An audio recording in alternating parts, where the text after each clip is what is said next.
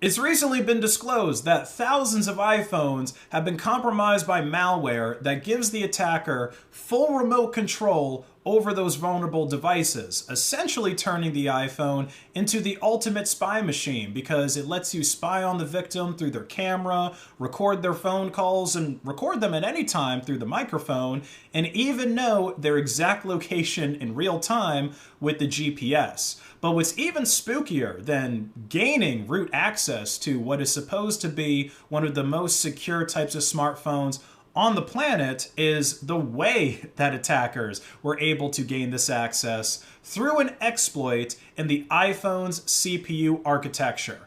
Oh yeah, you remember the Spectre and Meltdown vulnerabilities from like 5+ years ago at this point? Well, we're doing them again, except this time it's with ARM CPUs that are built into the iPhones and Apple's system-on-a-chip design. Now, the vulnerabilities that make this attack possible have been exploited by different agencies for over 4 years now. The Israeli cyber intelligence firm NSO Group, they famously developed and sold spyware called Pegasus to different government agencies throughout the world. But due to the just sheer complexity of this exploit, which actually relies on a chain of exploits, it took a long time to get the full picture of how a remote attacker could take full control over an iPhone by simply sending you a text on iMessage. For example, back in 2021, an analysis of an iTunes backup revealed an attachment containing the forced entry payload, which exploited a flaw in Apple's image rendering library that would cause a memory leak when trying to render a malicious PDF file that was masquerading as a GIF. And this memory leak would cause a buffer overflow, leading to ultimately arbitrary code execution. But once you have that code execution, you still have to escape the iMessage sandbox to be able to affect the rest of the system. Then you have to download the next stages of the malware from the command and control server to get root access to the device. And finally, you have to get the remote administration tool on the device that is only ran in memory and it's not persistent. So if you rebooted your iPhone, then the malware would be gone and you would have to start all over again and reinfecting the device, which would get patched again and again, that first stage where you infected the user through iMessage. But because of the lockdown nature of iPhones, getting a full analysis of this exploit chain was very difficult, and it ultimately took 4 years for it to be completed by security researchers. But at this point, the analysis is complete, and the way it was completed is actually kind of interesting because the hackers behind this malware, they actually ended up infecting devices that were belonging to some senior security researchers working at Kaspersky back in the beginning of 2023, which is really ballsy if your goal is to try and prevent people from analyzing your malware. So we now have a name for this infection chain. It's called Triangle DB. Kaspersky actually has a really great blog post that's detailing every step of the attack chain, and so I really recommend you read through that if you're interested on the more technical details of how Triangle DB works.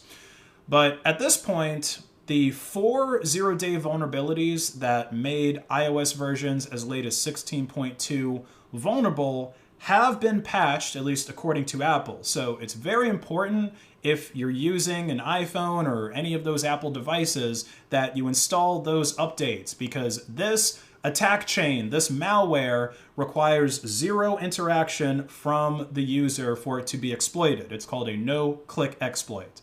But what's even more disturbing is what I mentioned at the start of this video, that the exploit chain utilized what many people are calling a backdoor in Apple's chips that simply lets you bypass the hardware-based memory protections in order to gain access to sensitive regions of kernel memory that ultimately let you gain full control over the victim's devices. And to put it simply, the hackers were able to do this by writing the data that they wanted, the destination address for it, and the data hash to unknown registers in Apple's SoC that were completely unused by the firmware, which brings us into tinfoil hat territory. How in the world could these hackers, could these attackers know what data hashes to write into what registers if there's absolutely no public information out there on the internet about how to use them? The inclusion of this feature in Apple's SoC in the first place is also pretty fishy, but it could have just been something as simple as Apple engineers use this for debugging during the design process, and then they accidentally included it in the final product. But still, how could anyone figure out how to use this hidden feature that's built into the hardware unless they worked for Apple, or they helped develop these chips, or they work for some other organization that could pressure Apple into cooperating with them, like the US government? And that's actually the explanation that Russia is going with, that the US government did this. The FSB, they got involved around the same time that Kaspersky was being attacked, because the same malware also infected several other iPhones that were belonging to people working in Russian embassies and doing other diplomatic work with Russia. Now, I obviously can't say for sure that the NSA worked with Apple to purposefully include hardware backdoors in their iPhones and then create the secret code to let whatever hackers they want be able to exploit it, only if they knew the code.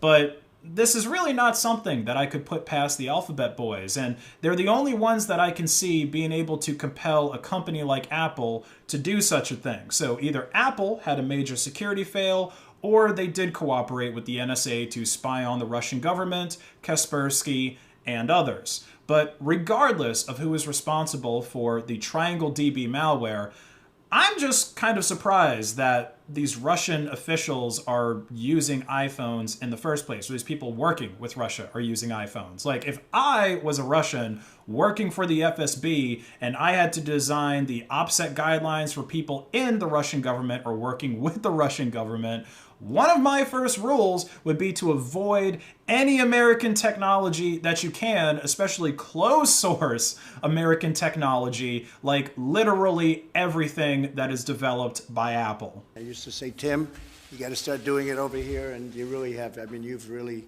put a big investment in our country. We appreciate it very much, Tim Apple. And it wouldn't even be that weird to implement such a policy, because America did a similar thing a few years back. They actually banned the use of Kaspersky here, at least for people that are working inside of the government, and Best Buy also stopped selling it. I was working at Best Buy at the time in Geek Squad, and this ban really frightened a lot of my boomer clients that I was working with at Geek Squad, because to them, Kaspersky was like the only thing that was saving their life and their life savings from being stolen by some Indian guy that's working in a call center pretending to be Norton Security or the IRS or whatever.